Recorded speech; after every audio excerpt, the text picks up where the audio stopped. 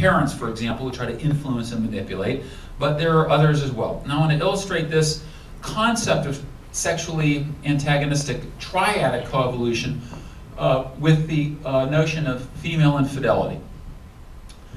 And this is just a hypothetical example and that I want you to consider. So let's take this example where this female is mated, let's say she's married to this guy over here, the current mate. And there's a new male over here who's interested in her. And we can ask the question, what is the optimum point for her to commit an infidelity? I mean, what is the optimum level? I mean, is it beneficial from each of the perspectives of these three players? Well, from the perspective of the current mate, clearly it's not. Okay, this guy wants her all to himself. He doesn't want to share her with anyone else, and so his optimum for her to be unfaithful is very low. This guy, he doesn't care about that other guy. He's not friends with him, and even if he were, the friendship would dissolve if he could gain access to this female, and so he wants her to commit infidelity with him. So now from the female perspective, interestingly enough, her optimum might be somewhere in between. And it could be variable. It could be that the optimum is for her to be just down here, to be totally monogamous and faithful. But it's also possible there are certain conditions, which I'm going to mention in a minute, where it might be optimal for her to engage in infidelity. So the key point here that I'm making is that just as in the dyadic antagonistic coevolution, where you have conflicting interests between a male and a female, there can also be triadic antagonistic coevolution, where you have three different players, each trying to influence or manipulate the others closer to their optimum. And that's the essence of triadic antagonistic coevolution. And just to give you one example that's far removed from humans, is antenating males in dampwood termites. Now, many of you probably never heard of a dampwood termite. I had never heard of a dampwood termite. Biologists get very creative, though, in naming of insects. Dampwood termites are termites that live in damp wood. And basically, the males and females get together and pair up, and they make these nests inside the damp wood. But when a male senses another female dampwood termite near the opening of his nest, he will emerge from the nest and use his antennae to start to palpate that new female. And sometimes the resident female, if she spots this, will take the male, drag him back into the nest, and take her pincers and clip off his antennae.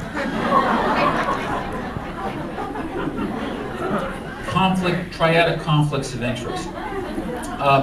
Also occur among Drosophila melanogaster, which I don't want to get into for the sake of time, because I need to push on here, but this is just the common fruit fly. Okay, very briefly, sexual conflict after a mateship is formed. I want to briefly touch on three things: sexual infidelity, mate retention, and mate poaching. Okay, these are three strategies that are very critical when you have triadic conflict of the sort that I've been describing. So, sexual infidelity, okay, perhaps sending sexual signals to a new mate, pinging. Mate retention involves mate guarding. On the one hand, efforts to directed at the mate to prevent the mate from straying, as well as efforts directed at the mate poacher to have that mate poacher get out of dodge. And then mate poaching strategies. Someone perhaps trying to drive a wedge in the relationship. The guy telling her, you're too good for him. He's not good enough for you. You deserve somebody better, like me. Or waiting in the wings, waiting for an opportunity for a rift in the relationship to open up and engage in mate poaching. Now, I mentioned that there might be some potential benefits. When I say benefits, I don't mean benefits in a moral sense. I mean benefits just strictly in terms of reproductive currencies. There are some circumstances in which women can gain access to additional resources that may not seem like much in the modern environment, but sometimes can be absolutely critical for survival or death.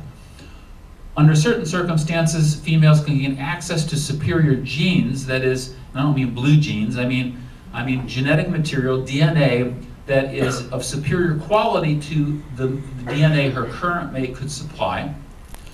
And then third, in principle, she could use an infidelity to trade up to a person of higher mate value.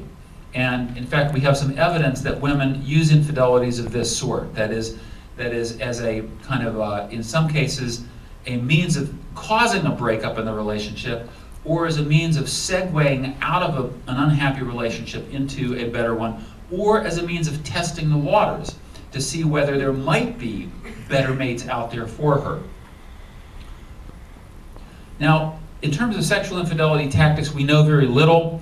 In fact, I've just started studying tactics that people use to commit infidelity, so I just threw some hypothetical examples. She told the other guy to call me when a regular mate was out of town. She told her partner that she was spending the night out with a girlfriend. She told her partner she was going to attend a lecture on sexual conflict.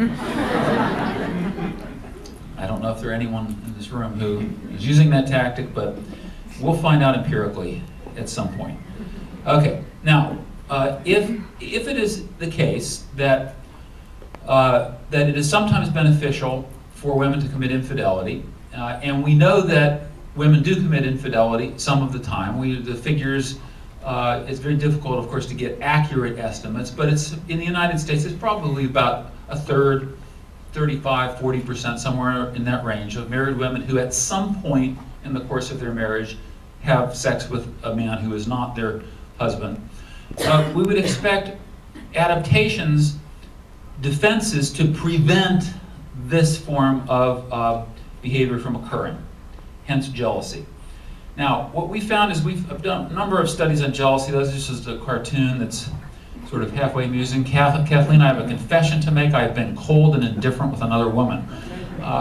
What we've shown is that there's a sex difference. Both sexes are equally jealous, as it turns out, but they differ in the psychological design of their jealousy, that is, in what triggers their jealousy.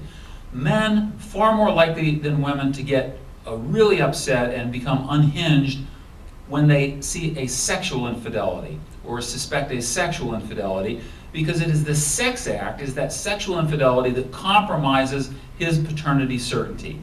Okay, that is another man having sex with his wife. That is what is going to create that genetic cuckoldry that I mentioned earlier.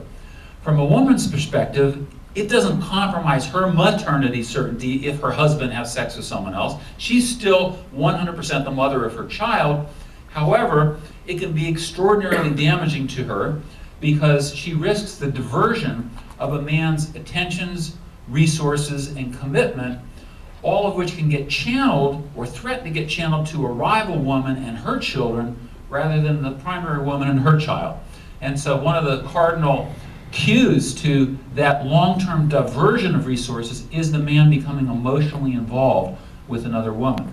Okay, if he's not emotionally involved, if it's just a sex thing, then it's less damaging. And so women, in fact, are more upset by the emotional aspects of the infidelity. And we've shown this in a variety of ways. I just mentioned a couple. There are cues that are differentially diagnostic of emotional and sexual infidelity. For example, suddenly refuses to have sex with you, or you notice that that should be he, seems bored when you have sex, he or she, or suddenly has difficulty becoming aroused when he and you want to have sex. Okay, these are cues that are probabilistically related to sexual infidelity. Of course, they don't invariably mean sexual infidelity. They could mean just tiredness. But they're probabilistically related to it. And some things like, he doesn't respond anymore when you tell him that you love him. So the woman says, I love you, and the guy says, hey, how about that basketball game last night? That's a bad cue. No reciprocity on the love front, more diagnostic of emotional infidelity. What various studies have found by my colleagues who have taken these cues that we've identified in an experimental context show that men show greater memory for cues to sexual infidelity. Women show greater memory for cues to emotional infidelity. So these things are literally